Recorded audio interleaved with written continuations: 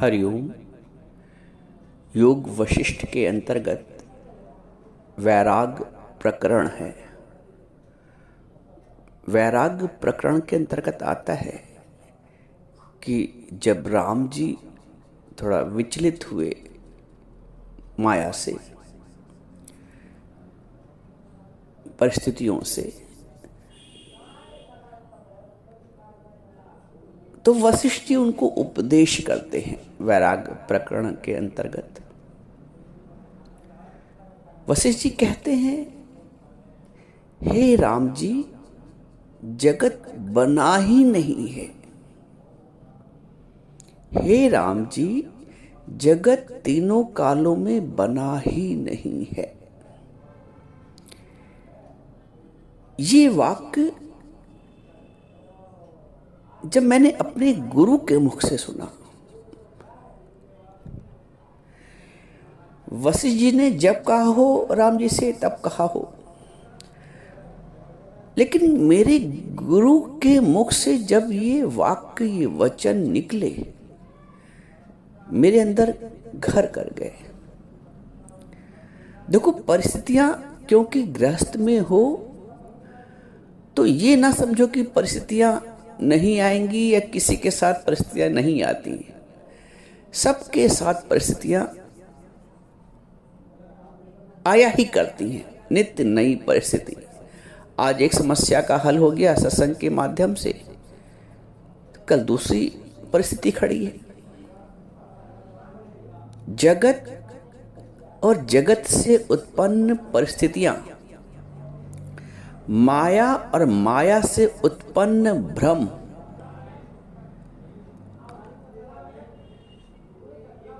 ये अंत तक रहेंगे। ये भी अनंत है।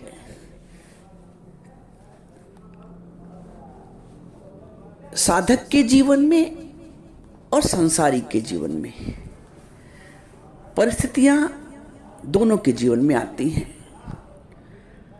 जो संसारी है, चूंकि उसको ज्ञान नहीं प्राप्त हुआ होता है, तो वो नियंत्रण के बाहर हो जाता है। वो क्रोध से, वो काम से, वो समस्त विषय से और समस्त विकारों से गिर जाता है और अपना पतन कर लेता है। साधक थोड़ा सतर्क होता है, क्योंकि उसने ज्ञान सुना हुआ होता है। साधक अपने आप को संभाल लेता है। परिस्थितियां किसी की भी बहुत अनुकूल नहीं होती हैं, कुछ विरले होते होंगे। सामान्य तौर से चाहे वो संसारी हो चाहे साधक हो,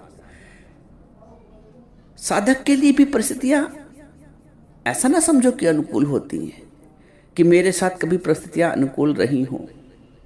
तो जब मैंने अपने गुरु के मुख से ये वाक्य सुना, ये वचन सुना कि वशिष्ठ जी कहते हैं राम जी से, हे राम जी, जगत बना ही नहीं है। जिस दिन से ये वचन पक्का हुआ, जिस दिन से ये वचन सुना, उसी दिन से पक्का हुआ। और परिस्थितियां परिवार में हैं तो परिस्थितियां आएंगी। किसी के शब्द हथौड़ा मारेंगे, किसी का बर्ताव, एक्शंस, किसी की निंदा, किसी के द्वारा किया गया अपमान, किसी के द्वारा मान्यता ना मिलना, किसी के द्वारा ना पूछा जाना, किसी के द्वारा ऊंची आवाज में बात करना, अनर्गल शब्दों का प्रयोग करना, ये सब परिस्थितियां हैं। यही तो एक संसारी की परिस्थितियां हैं, यही तो ग्रस्त में एक परिस्थितियां हैं। बाकी लाभ हानि जीवन मरण तो लगा रहता है, लेकिन ये जो परिस्थितियां रोजमर्रा वाली हैं, ये साधक को उतना विचलित नहीं करती हैं आरंभिक अवस्था में जितना कि एक संसारी को। ये जो ज्ञान है ये साधकों के लिए है। साधक से संत बनने की प्रक्रिया के लिए है। तो जिस दिन से ये वचन अंदर गए कि हे राम जी, जगत बना ही नहीं है। उस दिन से जो क्रिया की प्रतिक्रिया थी मेरे द्वारा, वो बंद हो गई। जब जगत बना ही नहीं है, ये पक्का करना है भाव, उस क्रिया को जब मिथ्या जान लिया तो उसकी प्रतिक्रिया क्या करना, अपने शब्द के द्वारा, अपने बर्ताव के द्वारा, अपनी वाणी के द्वारा। जब जगत मिथ्या है ये भाव पक्का हो गया कि जब जगत बना ही नहीं है तो उसको रिटॉर्ट क्या करें, उसकी प्रतिक्रिया क्या करें, उसके लिए रिएक्शन क्या करें, उसके लिए दो के चार क्या सुनाएं। है ही मिथ्या। देखो, मिथ्या कह लो या जो ऊंची स्थिति है, जैसे वशिष्ठ जी कहते हैं राम जी को कि बना ही नहीं है जगत। साधक को ये भाव पक्का होना चाहिए। कोई कैसा भी बर्ताव कर रहा है, कैसा भी व्यवहार कर रहा है, कैसी भी वाणी बोल रहा है, जब स्वप्न मिथ्या है तो स्वप्न की जितनी भी क्रियाएं हुई, स्वप्न में जो भी दृश्य आए, सारे दृश्य मिथ्या है। तो जब जगत को गुरु ने मिथ्या बता दिया तो किसी के शब्द कैसे सत्य हो सकते हैं? किसी की अनर्गल बात, किसी की ऊंची आवाज, किसी के द्वारा किया गया अपमान कैसे सच हो सकता है? वो भी मिथ्या है। स्वप्न में देखा कि मैं पानी में डूबा जा रहा हूं, जागे तो कुछ नहीं, बिल्कुल तरोताजा सूखे साके बैठे हैं। जागृति पे जो देखा गया स्वप्न वो मिथ्या हो गया।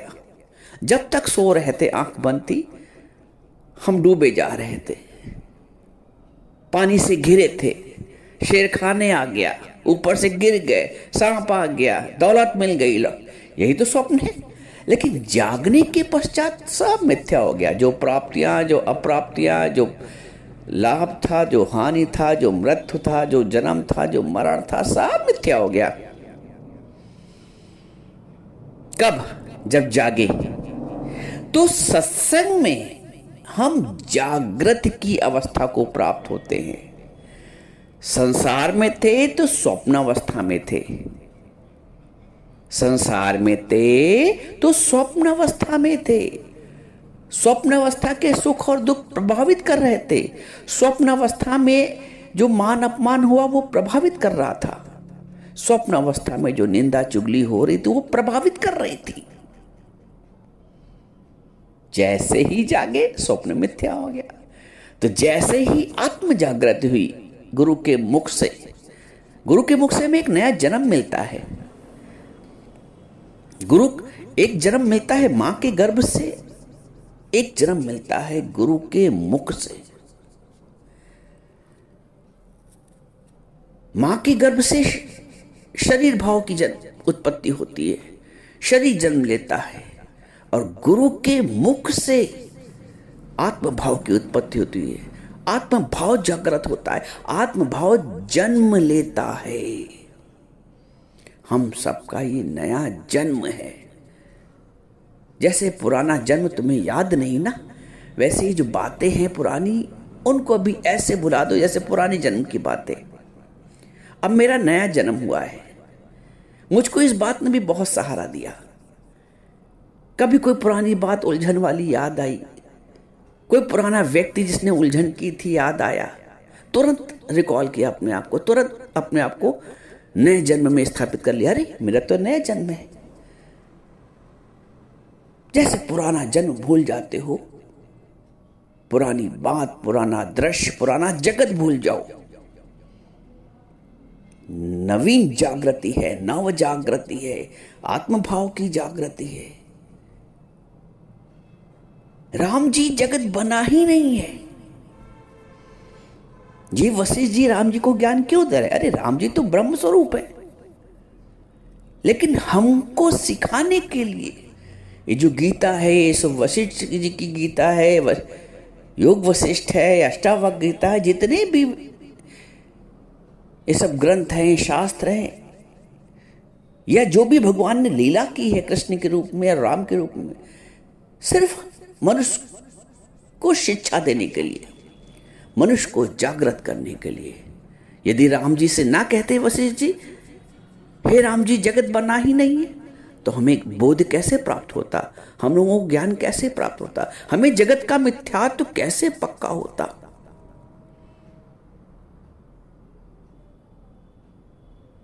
जिस तरह तुम्हारा स्वप्न मिथ्या है, उसी तरह ये जागृति की सृष्टि भी मिथ्या है। जब तक ये भाव पक्का नहीं होगा, सारे हालात तुम्हें लगेंगे, सारी परिस्थितियां तुमको आके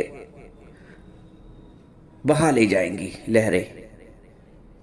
लेकिन जब जगत को मिथ्या समझा, जैसे उदाहरण से समझो, एक शेर है सामने या सर्प है, यदि हमें मालूम है ये मिट्टी का है, तो हम कोई शोर शराबा नहीं करेंगे, क्योंकि उसका मिथ्या तो पक्का है। मुझे मालूम है, अरे ये मिट्टी का खड़ा हुआ शेर है, अरे ये मिट्टी का सांप पड़ा हुआ है।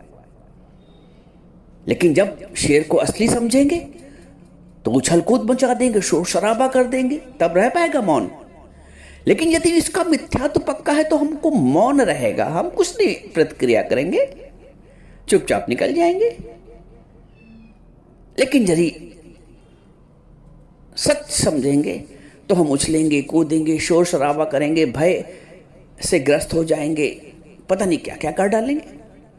ऐसे ही जगत, जब ये पक्का हो गया कि जगत मिथ्या है, तो मौन हो जाओ। फिर जैसे नकली समझ के शेर को, तो मौन होकर निकल गए वहां से।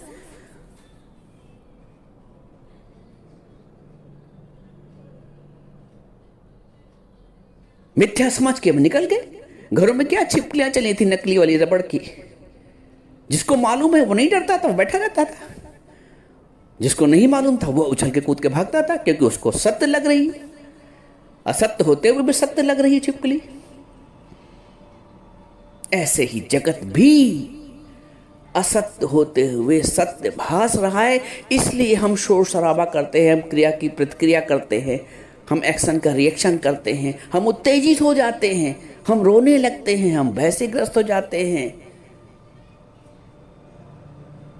हम भी हाइपर हो जाते हैं। लेकिन यदि जगत का मिथ्या तो पक्का कर लिया है, मजाल में हाइपर हो जाऊं, मजाल है कि उत्तेजित हो जाए साधक, मजाल है कि क्रिया की प्रतिक्रिया करे, एक्शन का रिएक्शन करे, टिट फॉर टैट करे। किसके लिए टिट फॉर टैट? मिथ्या के लिए। क्यों दो की चार सुनाए, क्यों उनके शब्दों पे अपना आंसू बहाए, क्यों भाई क्यों? इसलिए क्योंकि मिथ्यात्व पक्का नहीं है।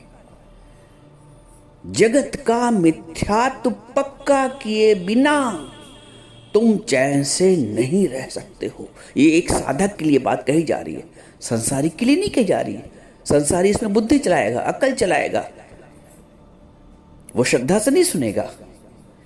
ये आपके लिए कही जा रही है, आप जैसे साधकों के लिए की जा रही है, कि जब तक जगत का मिथ्यात्व पक्का नहीं करोगे, तुम शांत नहीं रह सकते हो, तुम मौन नहीं रह सकते हो। कई लोग पूछते हैं मौन कैसे रहे? शेर को असली देखोगे तो फिर मौन नहीं रह सकते हो। जगत को असली देखोगे, सत्य देखोगे तो मौन नहीं रह सकते हो। इसलिए नारद जी बोलते हैं खुले शब्दों में,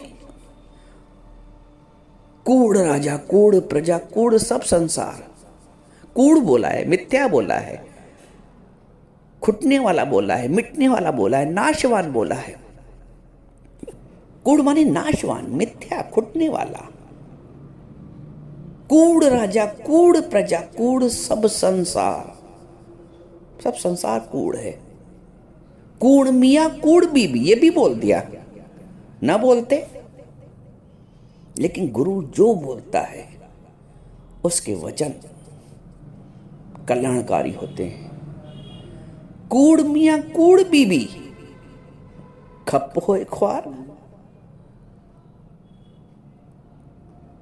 कूड़ कूढ़े से नेह लगाया, कूड़ ने कूड़ से नेह लगा ली है, अपनापन आसक्त हो गया है, कूड़ कूड़े से नेह लगाया। और आगे क्या कहते हैं, बिसरया करतार, और उस करतार को भूल गया, बिसर गया। ज्ञान में आने के बाद जब हम संसारी से साधक बनते हैं तो फिर मेमोरी रिकॉल होती है। जो बिसरा हुआ था परमात्मा करतार, उसकी स्मृति ताजा हो जाती है। ये गुरु के वचनों के कारण होती है।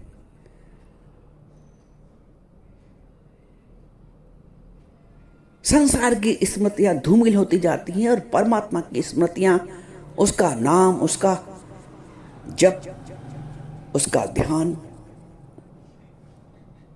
तेज होता जाता है।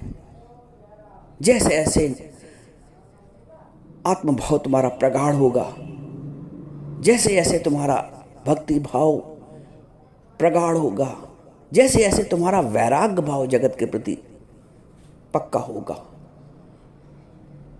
जनक जी बोलते अधुनय व सुखी शांत, अष्टावक्र जी बोलते हैं अभी अभी तुम सुखी और शांत हो जाओगे। न मैं शरीर हूं न अगला शरीर है, मेरा भी शरीर नाशवान है तो अगले का भी शरीर नाशवान है। मेरे भी एक्शंस सब किसी काम के नहीं है। जो राम के काज हेतु क्रियाएं नहीं हो रही, कर्म नहीं हो रहे हैं, वो सब व्यर्थ के हैं। जो प्रेम से नहीं हो रहे हैं, जो भाव से कर्म नहीं हो रहे हैं, वो सारे कर्म व्यर्थ है।